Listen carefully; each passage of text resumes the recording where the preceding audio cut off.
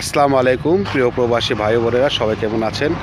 আশা করি ভালো আছেন। যারা কাতারের ভিতরে যারা বর্তমানে লিমুজিন ড্রাইভ করতেছেন, বিভিন্ন আবার লিমুজিন ছাড়াও মনে করেন যে অনেকে পার্সোনালভাবেও তারা টিপ মারতেছেন, যারা টিপ মারতেছেন অবৈধভাবে।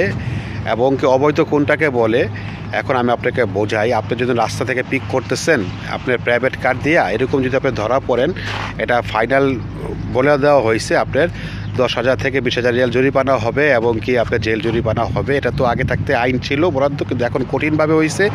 বিভিন্ন জায়গায় চেক তো চলতেছে, আপনারা একটু সাবধান হয়ে যাবেন। সব জায়গায় বিভিন্ন জায়গায় বিভিন্ন মলে বিভিন্ন সুপার শপের সামনে আপনার এই ধরনের চেক চলে। আপনারা একটু সাবধানে থাকবেন, এই ধরনের কাজ করবেন না। আর যে অ্যাপসের বিষয় যেটা আছে, তো আমরা অনেক প্রবাসী ভাইরা বর্তমানে মনে করেন যে যেটা করে থাকি, তো যারা লিমুজিনে আছেন বিশেষ করে তারা ওভার পাচ্ছেন না, অনেকে জানেন বর্তমানে ওভার রেজিস্ট্রেশন দিচ্ছে না। এটা নিয়ে আমার একটা ভিডিও দেওয়া আছে, এবং কি লিমুজিন পারমিটও দিচ্ছে না। তো অনেকে আপনারা করতেছেন কি এটা নিয়ে, তো ওভার না পাওয়ার ক্ষেত্রে আপনার ট্যাক্সি অ্যাপ আপনারা করছেন কি ডাউনলোড করে তার সেটার মাধ্যমে আপনারা টিপ মারতেছেন, ভাড়া মারতেছেন।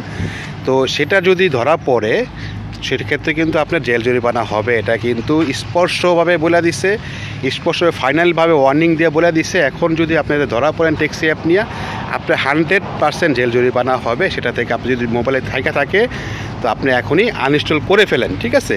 এখনই আনইনস্টল করে ফেলেন, কারণ ট্যাক্সি অ্যাপ একটা অবৈধ ঘোষণা করে দিয়েছে কাতার সরকার। এটা কাতার সরকার অবৈধ ঘোষণা করে দিছে, কারণ কাতার মই সার্ভিস থেকে মনে করে যেটা নিজে দিয়ে দিচ্ছে। আপনারা যদি ইউজ করতে পারেন, বর্তমানে লিগেল ওয়েতে আছে বদর অ্যাপস আছে, যেটা এটা আপনারা ইউজ করে আপনারা এটা থেকে আপনারা টিপ মারতে পারেন। আপনার কিন্তু লিমুজিন পারমিট লাগবে, ঠিক আছে? লিমুজিন পারমিট ছাড়া কিন্তু আপনি সেগুলি আপনি ইউজ করতে পারবেন না।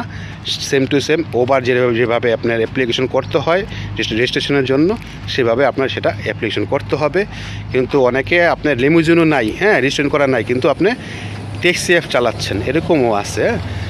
এরকমও আছে যারা লিমুজিন পারমিট নাই, লিমুজিন কিছু নাই, তারাও প্রাইভেট কারের মাধ্যমে করতেছে কি আপনার ওই ট্যাক্সি অ্যাপ ইউজ করে তারা টিপ মারতেছে অ্যাপসের মাধ্যমে।